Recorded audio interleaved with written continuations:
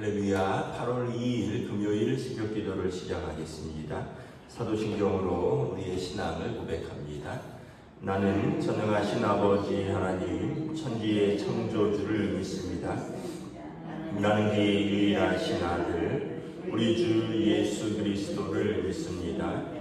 그는 성령으로 잉태되어 동정녀 마리아에게서 나시고 본디오 빌라도에게 고난을 받아 십자가에 못 박혀 죽으시고 장사된 지 사흘 만에 죽은 자 가운데서 다시 살아나셨으며 하늘에 오르시어 전능하신 아버지 하나님 우편에 앉아 계시다가 거기로부터 살아있는 자와 죽은 자를 심판하러 오십니다.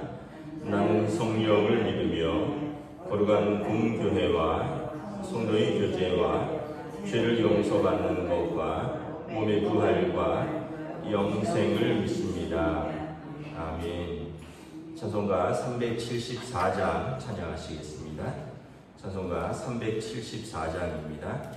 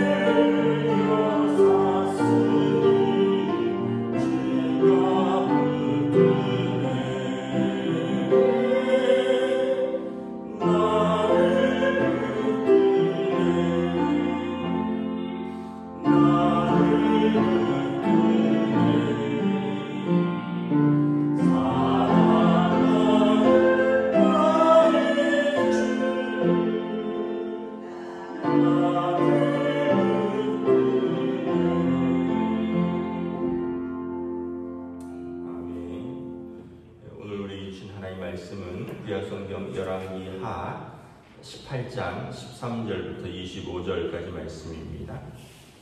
구약성경 열왕기하 18장 13절부터 25절까지 말씀입니다.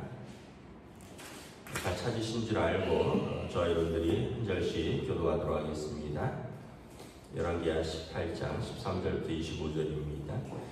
히스기야 왕 제14년에 아수르의 왕 사네립이 올라와서 유다 모든 견고한 성읍들을 쳐서 점령하며 유다 왕 히스기야가 라기스로 사람을 보내어 아수르 왕에게 이르되 내가 범죄하였나이다. 나를 떠나 돌아가소서. 왕이 내게 지으시는 것을 내가 당하리이다 하였더니 아수르 왕이 곧 은 300달란트와 금 30달란트를 정하여 유다 왕 히스기야에게 내게 하시니라. 히스기야가 이 여호와의 성전과 왕궁 곳간에 있는 은을 다 주었고 또 그때 유다 왕 히스기야가 여호와의 성전 문의 금위에 자기가 모든 기둥이 빈 금을 벗겨 모두 아수르 왕에게 주었더라. 아수르 왕이 다르단과 랍사리스와 랍사게로 하여금 대군을 거느리고 라기스에서부터 예루살렘으로 가서 히스기야 왕을 치게 하며 그들이 예루살렘으로 올라가니라. 그들이 올라가서 윈못 수도 곧 세탁자의 밭에 있는 큰 길에 이르러 서니라. 그들이 왕을 부르매 힐기야의 아들로서 왕궁의 책임자인 엘리야김과 서기관 셈나와 아사리 아들 사관 요아가 그에게 나아가니 랍사게가 그들에게 이르되 너희는 히스기야에게 말하라. 대왕 아수르 왕의 말씀이 내가 의뢰하는 이 의뢰가 무엇이냐. 네가 싸울 만한 계교와 용력이 있다고 한다마는 이는 입에 붙은 말뿐이라. 내가 이제 누구를 의뢰하고 나를 반역하였느냐. 이제 내가 너를 위하여 저 상한 갈대 지팡이 애굽을 의뢰하도다. 사람이 그것을 의지하면 그의 손에 찔러 들어갈지라. 애굽의 왕 바로는 그에게 의뢰하는 모든 자에게 이와 같으니라. 너희가 내게 이르기를 우리는 우리 하나님 여호와를 의뢰하노라 하리라마는 히스기야가 그들의 산당들과 제단을 제거하고 유다와 예루살렘 사람에게 명령하기를 예루살렘 이 제단 앞에서만 예배하라 하지 아니하였느냐 하셨나니 청하건대 이제 너는 내 주 아수르 왕과 내기하라. 내가 만일 말을 탈 사람을 낼 수 있다면 나는 내게 말 2,000마리를 주리라. 내가 어찌 내 주의 신하 중 지극히 작은 수익한 한 사람인들 물리치며 애굽을 의뢰하고 그 병거와 기병을 얻을 듯하냐. 함께 있습니다. 내가 어찌 여호와의 뜻이 아니고야 이제 이곳을 멸하러 올라오려느냐. 여호와께서 전에 내게 이르시기를 이 땅으로 올라와서 쳐서 멸하라 하셨느니라. 아멘. 할렐루야. 예, 오늘도 새날을 주셨습니다. 하나님께서 은혜와 평강으로 함께 해주시기를 축복합니다. 우리 동네는 이제 동시에 휴가입니다. 지금 이쪽이 뭐 중부시장 이 동네가 보니까 인쇄 쪽이 같이 다 쉬는 것 같아요. 그래서 보니까 좀 낮에 날도 더운데 한가한데 하여튼 무더위에 또 잘 쉬시고 잘 건강을 챙기시기 바랍니다. 히스기야 왕이 하나님께서 그와 함께 하셨다라고 지난 본문에서 말을 하는데 히스기야 왕이 인생에 있어서 또 나라에서 큰 위기를 여러 번 맞이합니다. 하나는 이렇게 오늘 같은 이제 국가적인 위기의 아수르의 침범이고 두 번째는 개인적으로 큰 중병이 드는 사건입니다. 이제 우리가 보면 하나님을 사랑하고 또 하나님 보시기에 아주 정직히 행하며 또 그 산당과 우상 숭배들을 모두 제거해버린 다윗 이후에 이와 같은 왕이 없었다고 하는데도 이렇게 어려움은 항상 닥치는구나. 이걸 보면서 이게 인생이구나 이런 생각을 합니다. 아니 다윗 왕 이후에 이렇게 전무후무하게 여호와 보시기에 마음에 합한 왕이 없다면 하나님께서 그의 건강도 좀 지켜주시고 그의 나라도 견고케 해주셔야지 왜 이렇게 그에게도 이런 개인적인 중병과 또 국가적인 위기가 닥칠까. 뭐 그런 걸 생각해 보면서 이것은 어떻게 보면 우리 인간의 어떤 연약함이고, 또 하나는 이 세상에 여전히 하나님의 통치가 필요한 악이 존재한다는 사실, 그리고 우리가 그러한 연약함과 악이 존재함에도 불구하고 우리는 믿음으로 지켜야 한다는 사실을 이렇게 역사는 보여주고 있습니다. 그래서 우리도, 저와 여러분들도 뭐 개인적인 어려움도 있을 수 있고, 또 가정적인 어려움도 있을 수 있고, 또 어떤 뭐 국가적인 어려움도 겪을 수 있으나 우리가 항상 깨달아야 되는 것은 그래도 하나님께서 통치하신다는 것을 잊지 말고 우리가 하나님 앞에 매어 달리고, 또 하나님의 은혜를 구하고 하나님 앞에서 믿음을 잃지 않아야 된다는 것을 우리가 이 성경을 통해서 다시 한번 깨달을 수 있습니다. 13절에 보면 히스기야 왕 제14년에 아수르 왕 사네립이 올라와서 유다의 견고한 성들을 치고, 그리고 이제 라기스까지 점령을 합니다. 이미 아수르는 이제 그 북이스라엘을 완전히 초토화시킨 상태죠. 아시리아가 이제 역사를 보면 그 시기가 최강대국입니다. 그래서 이집트와의 전쟁에서도 이겼고, 또 그 당시 중근동의 아주 강력한 패자로 등극을 할 때입니다. 그러니까 북이스라엘을 무너뜨리고, 북이스라엘에 이미 자기네 군사들을, 또 군인들, 또 사람들을 이주시킨 상태니까 이제 틈만 나면 남유다를 집어삼키려고 하는 거죠. 이미 이제 라기스 성을 점령을 했는데, 라기스는 예루살렘에서 가까운 성읍입니다. 다시 말하면 만약에 오늘날 수도 서울이 있다면 이제 평양성까지 점령을 한 상태입니다. 뭐 아시리아를 감당할 수 없으니까 히스기야가 이제 평화 조약을 제공을 합니다.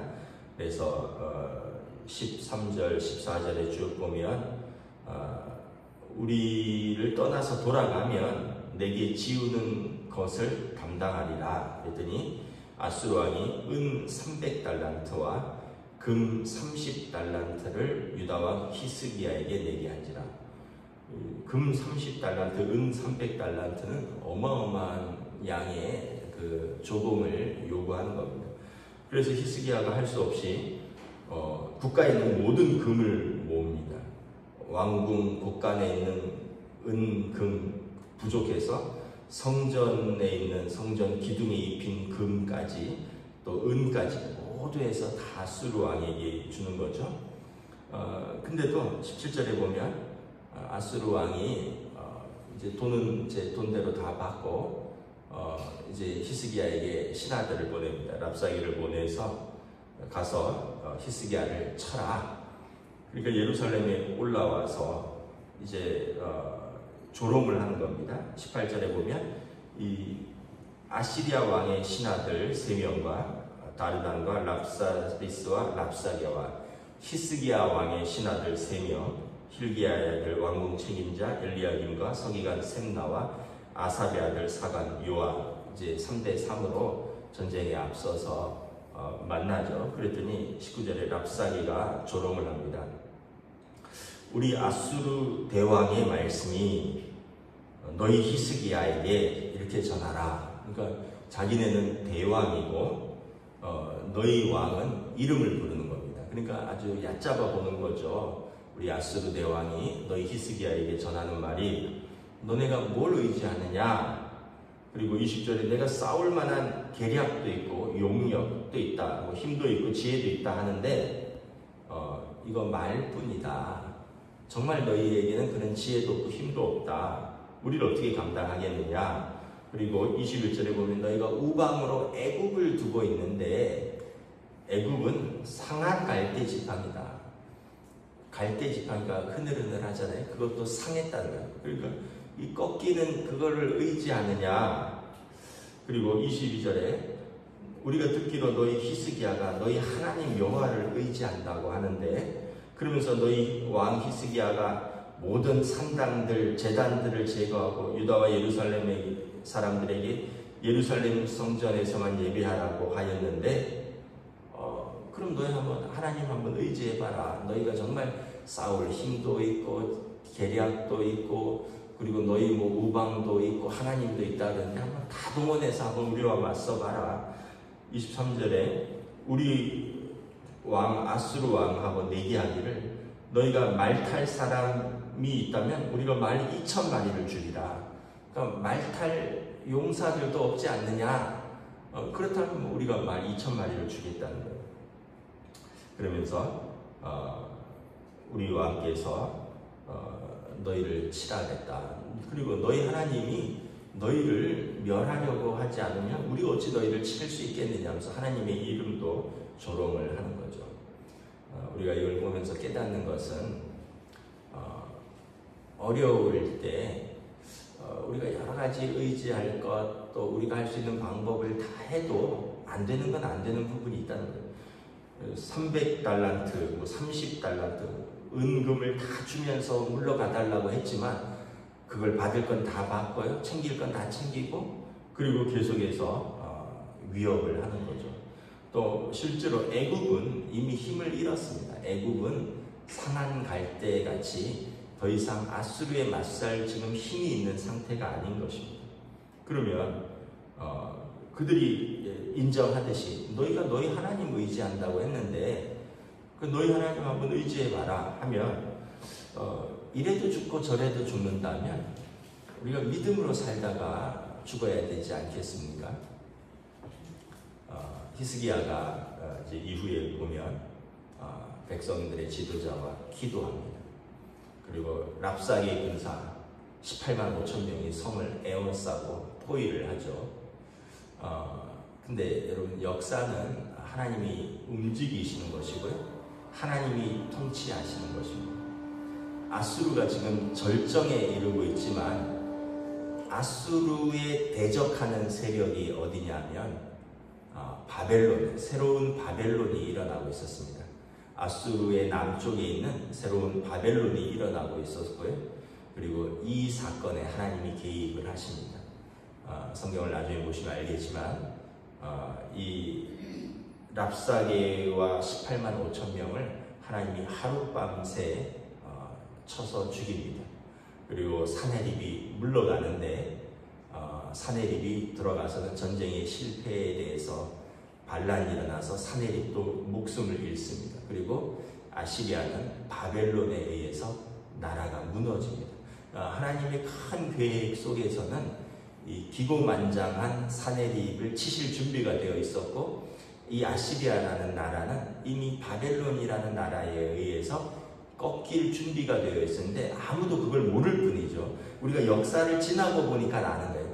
사내립도 죽고 이 전쟁에서 패하여서 급격히 국력이 약해지고 바벨론이 일어나서 아시리아를 무너뜨리고, 그리고 또 나중에 바벨론은 나중에 보면 유다도 무너뜨릴 정도로 힘이 세지만 나중에 다시 메데와 바사, 페르시아 연합군에 의해서 또 무너지는 것을 볼 수가 있습니다.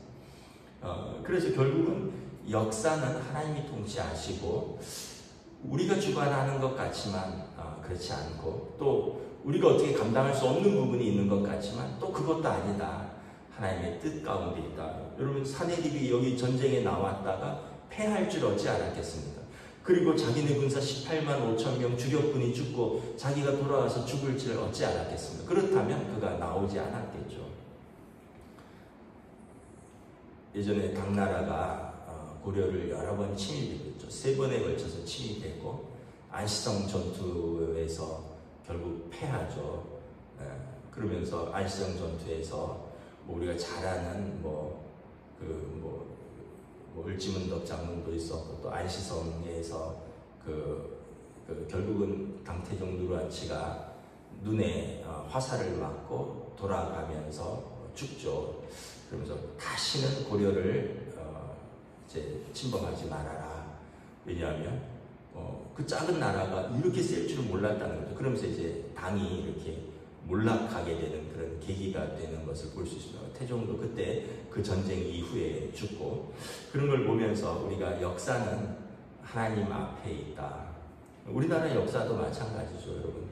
한창 군부 소설이 시퍼럴 때 그때 뭐 쿠데타가 일어나고 그래서 또 총을 잡은 사람이 총으로 망하고 또 그 사람들도 결국은 정권을 잡았지만 다 군사 재판에 회부되고 나중에 대통령으로서의 명예를 다 잃고 반란 수괴죄로 낙인이 찍혔어. 지금 죽었는데도 묻힐 곳이 없잖아요. 전두환 씨는 아무도 오라는 데가 없어서 화장을 했는데 갈 데가 없어요.